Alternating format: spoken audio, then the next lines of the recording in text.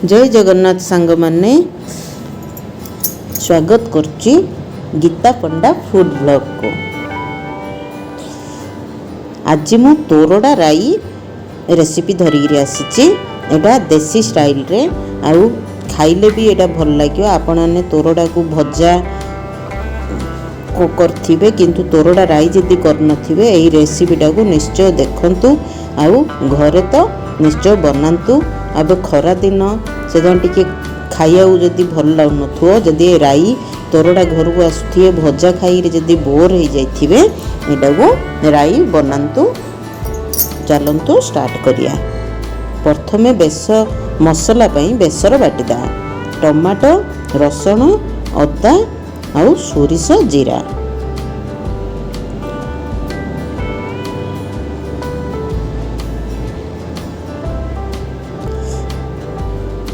नहींरी एटा को आमे बाटिदा पूरा पेस्ट गोटे बनैदा चिकन करी बाटिदा।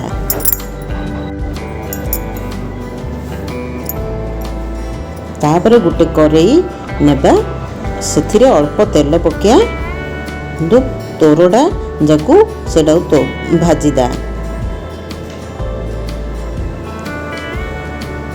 तोरड़ा आलू टिके भलारे भाजीदा।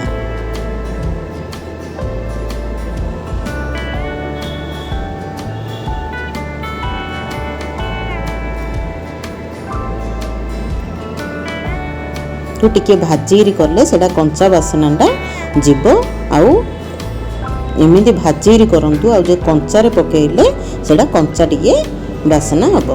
देखंतु तोरडाटा को मु आलूटा को टिके भाजी देली अल्प तेल पकेइगिरी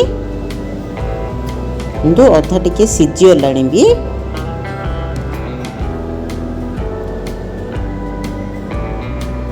तापर गुटे करेई रे अल्प तेल पकेया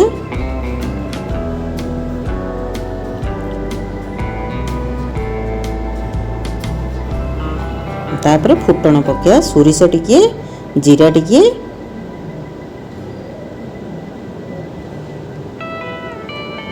तो फुटिला परे भूसंग पत्र टिके पकेया। तापर सुखिला लंका मु गड़ी करी पके देली खंड करी।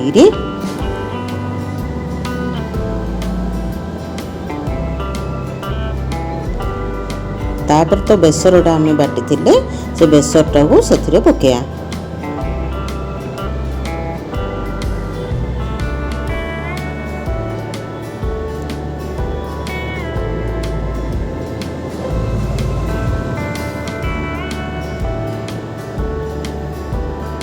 तापर आमे घरे तो मसला जति घरे तो मसला व्यवहार करछनी सेथिरे पकेया आउ किछि पकेयानी। देखंतु मरच गुंड टिके राग अनुसार पके आपण माने जति राग खाउथिए आउ हल्दी गुंड टिके आउ मसला गुंड टिके पकेइथिली आउ स्वाद अनुसार लूण एटा को भला आरामे कसीदा।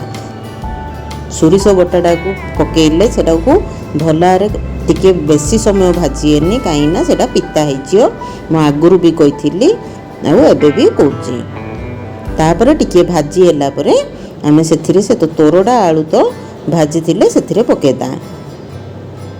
तापर एटा को भलार से मसला सहित को मिसे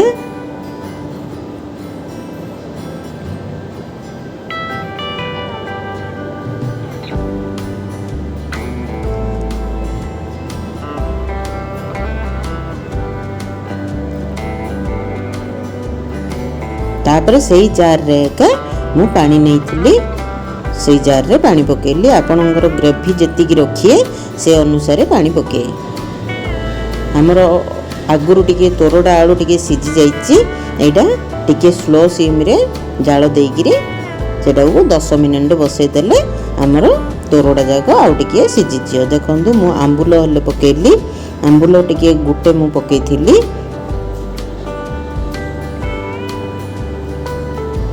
देखो हेला मोर तोरड़ा आलू राई सिझी गलानी भी।